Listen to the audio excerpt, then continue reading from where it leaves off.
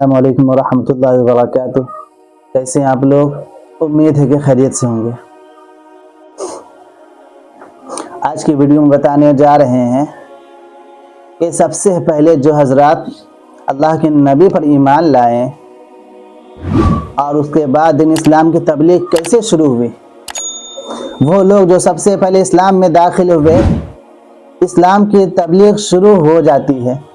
حضرت ابوبکر صدیق اپنے طور پر تبلیغ کر رہے ہیں، اللہ کے رسول بھی تبلیغ فرما رہے ہیں، سرکار کے خلاف دشمنی ہو رہی ہے، گھر گھر میں اختلاف ہو جاتا ہے، باپ بیٹے میں جدائی ہو جاتی ہے، بیوی شوہر میں اختلاف ہو جاتا ہے، مگر میرے سرکار تحریک کو آگے بڑھاتے چلے جا رہے ہیں۔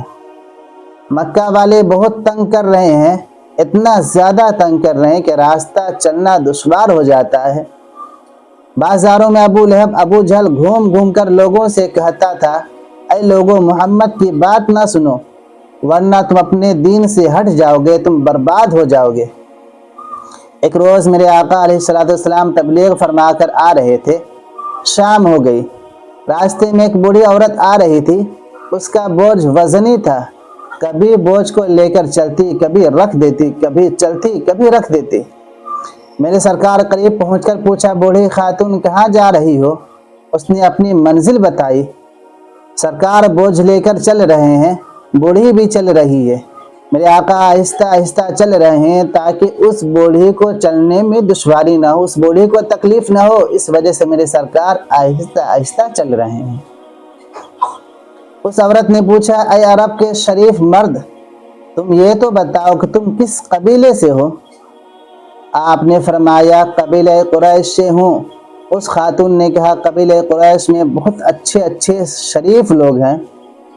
اس عورت نے کہا، آپ ٹھہر جائیے اور سامان رکھ دیجئے، کیونکہ میری منزل یہی ہے، میرا گھر یہی ہے۔ سرکار نے اس کے بوجھ کو رکھ دیا اور چلنے لگے۔ اس بوڑھی نے کہا، مزدوری لیجئے۔ آقا نے فرمایا، مجھے مزدوری کی ضرورت نہیں، میں آ رہا تھا، تمہیں ضرورت تھی، میں نے تمہاری ضرورت پوری کر دی اور تمہارے بوجھ کو اٹھا کر تمہاری منزل پر رکھ دیا، مجھے مزدوری نہیں چاہیے۔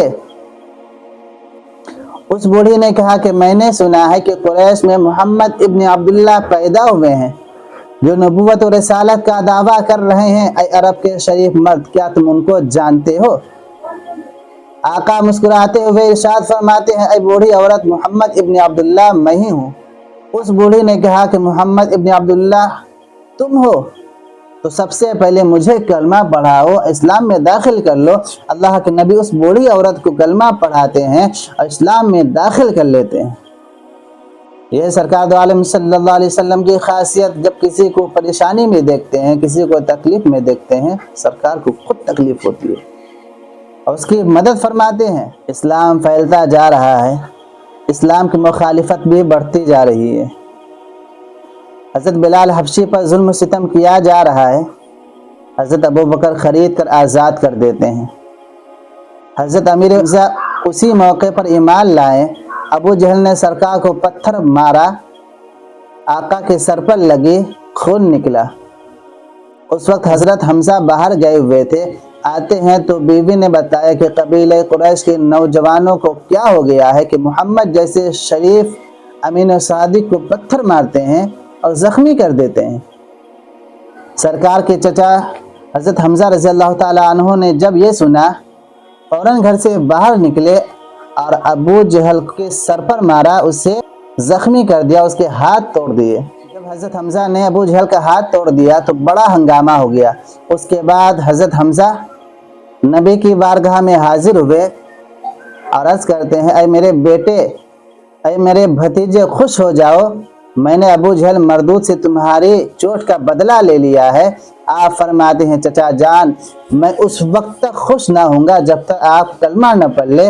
اس کے بعد حضرت حمزہ نے کہا، اے بیٹے، اگر تمہاری خوشی اسی میں ہے تو مجھے کلمہ پڑھا دو۔ اس وقت اللہ کے نبی نے حضرت حمزہ کو کلمہ پڑھا دیا۔ حضرت حمزہ کلمہ پڑھ کے اسلام میں داخل ہو گئے، مسلمان ہو گئے۔ اسلام بڑھتا جا رہا ہے۔ 40ویں نمبر پر حضرت عمر فاروق رضی اللہ تعالیٰ اسلام لاتے ہیں، اسلام قبول کر رہے ہیں۔ اور کیجیے کہ حضرت عمر وہ صحابی رسول ہیں کہ جو 40 نمبر پہ مسلمان بنے۔ ان کی ایمان لانے سے قبل مسلمان چھپ کر اذان دیا کرتے تھے، چھپ کر نماز پڑھا کرتے تھے، مگر جیسے ہی حضرت عمر رضی اللہ تعالی عنہ ایمان لاتے ہیں اس کے بعد اذان کھلے عام طور پہ ہونے لگی اور نماز بھی لوگ کھلے عام طور پر پڑھنے لگے۔ کسی کی ہمت نہ ہوتی تھی کہ حضرت عمر کے مقابلے میں آئے اور لوگوں کو نماز پڑھنے سے روک سکیں۔ اللہ تبارک و تعالیٰ نے حضرت عمر کے صدقے میں اسلام کو بڑی خاصیت بخشی ہے، اسلام کو بہت طاقت بخشی ہے۔ جب سارے مکہ کے کافر پریشان ہو گئے تو حضرت ابو طالب کے پاس گئے، کہنے لگے اے سردار سن لو، آپ کے بھتیجے میرے بتوں کو برا بھلا کہتے ہیں، اپنے دین میں لوگوں کو داخل کرتے جا رہے ہیں۔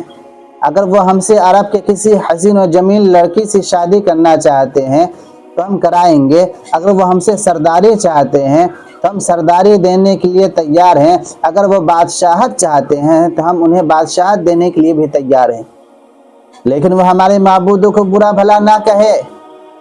ابو طالب کہہ رہے ہیں بیٹا سن رہے ہو یہ لوگ کیا کہہ رہے ہیں؟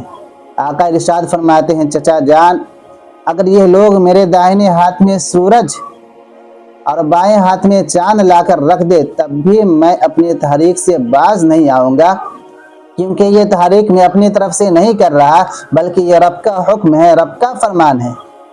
حضرت ابو طالب کہتے ہیں بیٹا تم تبلیغ کرتے رہو، لیکن اللہ کی مشیت دیکھو کہ حضرت علی کے باپ ابو طالب کو کلمہ نصیب نہ ہوا۔ آقا کریم صلی اللہ علیہ وسلم کو ان سے بڑی محبت تھی اور ہمیشہ وہ سرکار سے محبت کرتے رہے، تب تک کافی لوگ صحابی بھی بن چکے تھے۔ رب کا حکم ہوا کہ آپ مکہ سے مدینہ ہجرت کریں۔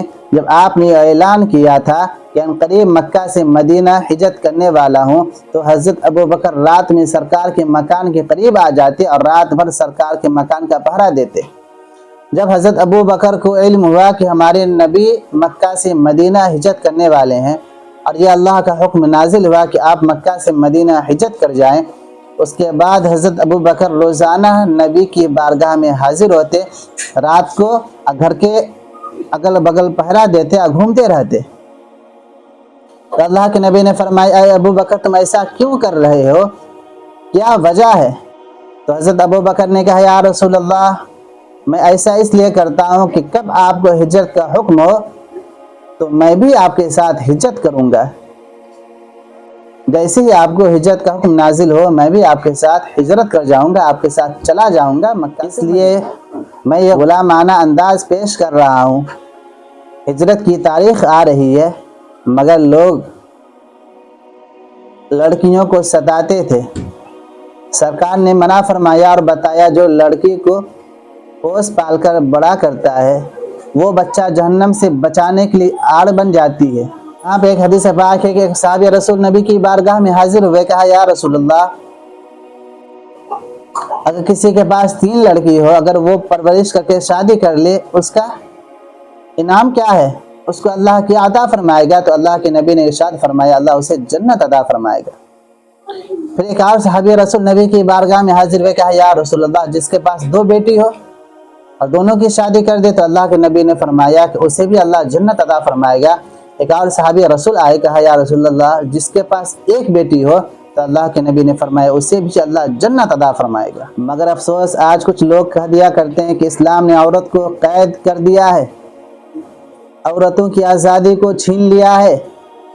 میں کہنا چاہتا ہوں کہ اسلام نے بالکل صحیح طریقہ پیش کیا ہے، صحیح نظریہ پیش کیا ہے۔ عورت پردہ میں رہنے کی چیز ہے، عورت ہے، عورت کو پارکوں میں گھومنے کے لیے نہیں پیدا کیا بلکہ عورتوں کو گھر کی زینت، گھر کی رانی بنایا گیا ہے۔ عورت اپنے بچوں کی پرورش کرے، اپنے شوہروں کے لیے زینت کرے۔